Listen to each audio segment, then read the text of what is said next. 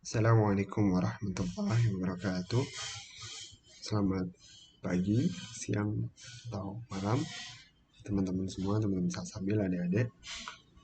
Semoga kita semua selalu diberi kesehatan ya di ini untuk jalani protokol kesehatan yang telah dikeluarkan oleh pemerintah.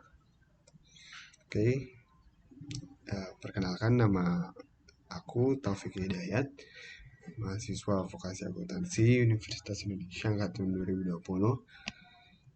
Hari ini pada pelajaran Bahasa Indonesia kita akan mempelajari mengenai teks negosiasi, lanjutan dari materi selanjutnya.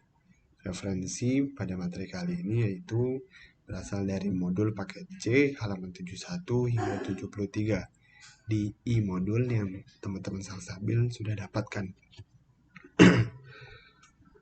Langsung saja kita ke materi nih. Apa sih terbayang di pikiran teman-teman pas ngeliat gambar ini? Ada dua orang, terus kelihatannya sih kalau dari yang suka kita lihat, dua orang ini lagi ngobrol ya, lagi kira-kira sih lagi ngebahas sesuatu.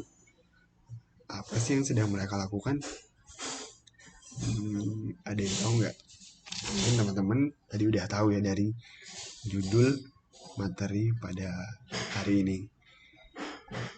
Tuh, kemudian ada dua tangan berjabat, dua tangan orang sedang berjabat. Ini menandakan bisa jadi telah terjadi sebuah kesepakatan. Oke, teman-teman semua benar. Kita bahas kali ini yaitu mengenai negosiasi. Kedua visual ini, animasi ini menggambarkan dua orang yang sedang melakukan negosiasi, sedang membahas mengenai sesuatu untuk mencapai suatu kesepakatan. Oke, lanjut kita ke tata cara negosiasi yang baik. Dalam negosiasi ada tata cara atau suatu prosedur atau hal-hal yang perlu kita perhatikan, yang perlu kita lakukan agar negosiasi yang kita lakukan itu dapat berjalan dengan lancar dan mencapai suatu hasil yang memuaskan untuk kedua belah pihak. Tata cara yang harus dilakukan oleh kedua belah pihak yang pertama itu memposisikan diri secara sama. Jadi tidak boleh kita menganggap diri kita ini lebih superior atau diri kita ini lebih rendah. Kita harus menganggap saat kita melakukan negosiasi itu kita menganggap diri kita ya sepantaran dengan lawan bicara kita yang akan kita ajak negosiasi. Jadi kita tidak boleh merasa lebih tinggi, lebih merasa memiliki suatu tingkatan di atas orang tersebut yang kita ajak negosiasi. Kita harus merasa kita ini ada di level yang sama. Kemudian yang kedua yaitu kita harus bisa saling menghargai dengan putusan atau pendapat yang diajukan oleh lawan bicara kita atau lawan negosiasi kita, lawan yang menjadi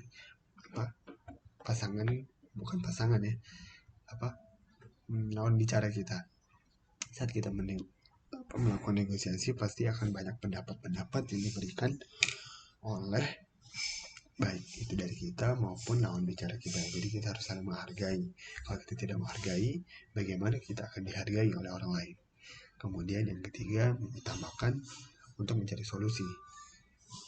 Jadi yang pertama di sini untuk mencari solusi. Mencari solusi ini berarti yang terbaik adalah mutualisme atau saling menguntungkan. Kita mendapatkan keuntungan dan lawan bicara kita juga mendapatkan sebuah benefit dari hasil negosiasi tersebut. Yang keempat, melihat persoalan dari sudut pandang yang berbeda. Jadi kita tidak boleh cuma dari satu sudut pandang. Kita harus terbuka dengan berbagai sudut pandang yang akan terjadi di dalam suatu proses negosiasi. Kemudian yang kelima itu mengedepankan egonya masing-masing. Kemudian selanjutnya yaitu mengenai pengajuan dalam teks negosiasi. Apa sih itu pengajuan dalam teks negosiasi?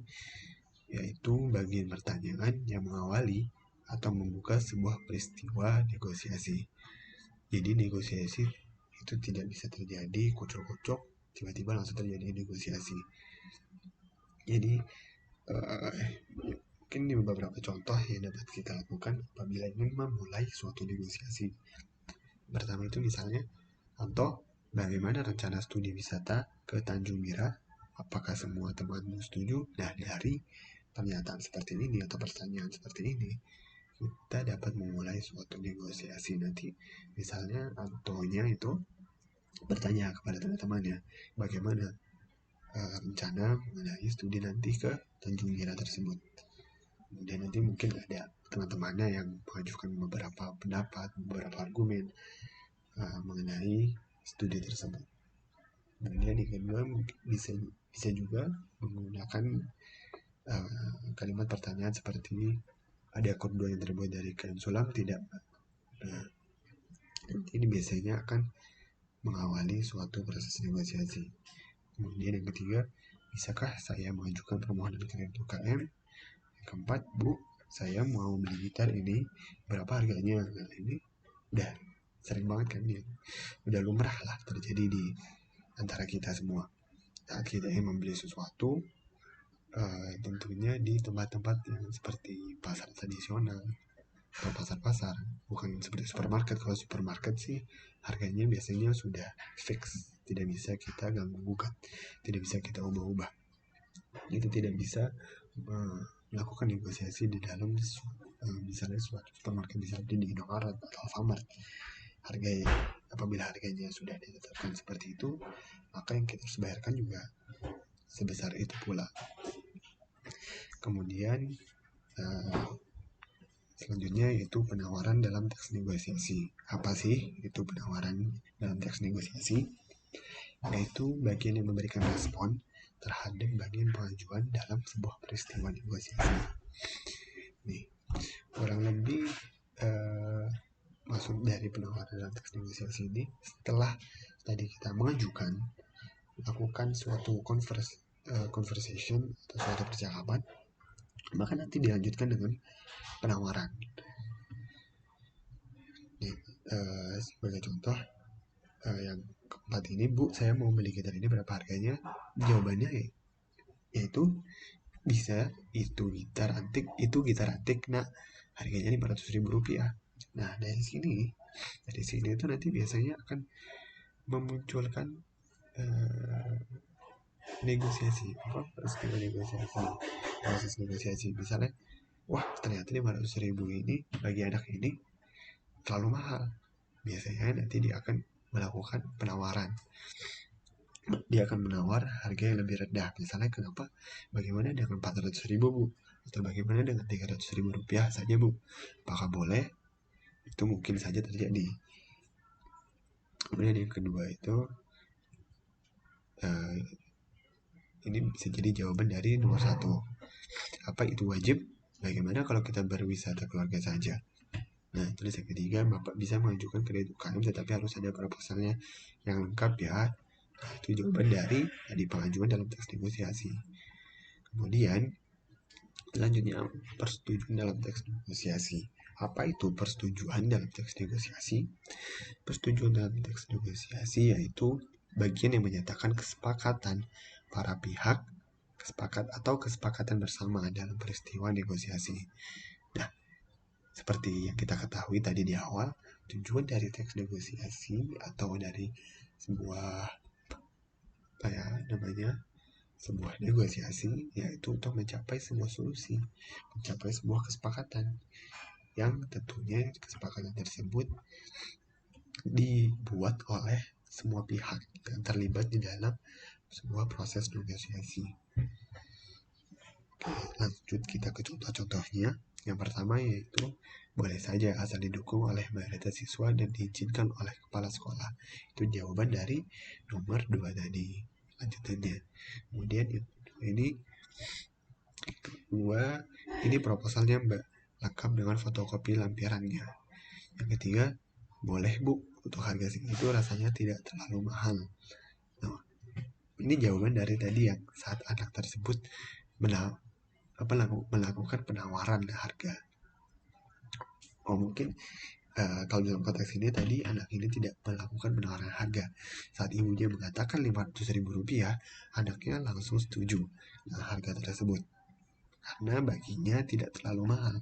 Tetapi apabila kita ingin melakukan negosiasi pun itu dibolehkan, asalkan tadi seperti yang dinyatakan di dalam kalimat ini, yaitu baginya negosiasi itu harus terjadi kesepakatan.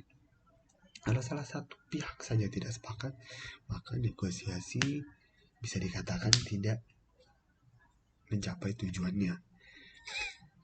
Baik, mungkin itu saja materi kita pada hari ini, pembelajaran kita pada hari ini. Teman-teman bisa sekali mengaplikasikannya dalam kehidupan sehari-hari. Apabila terjadi teman-teman ingin melakukan penawaran, ingin melakukan negosiasi, itu bisa kepada siapa saja, bahkan kepada orang tua, kepada saudara, kepada ibu-ibu di pasar, kepada satpam, kepada pak polisi. Kita bisa melakukan negosiasi. Jadi ini tidak terlepas hanya saat kita akan melakukan jual beli saja. Jadi ini lingkupnya sangat luas. Terima kasih teman-teman atas perhatiannya. Semoga yang sedikit ini bermanfaat. Dan pesan saya, semangat dalam meraih mimpi.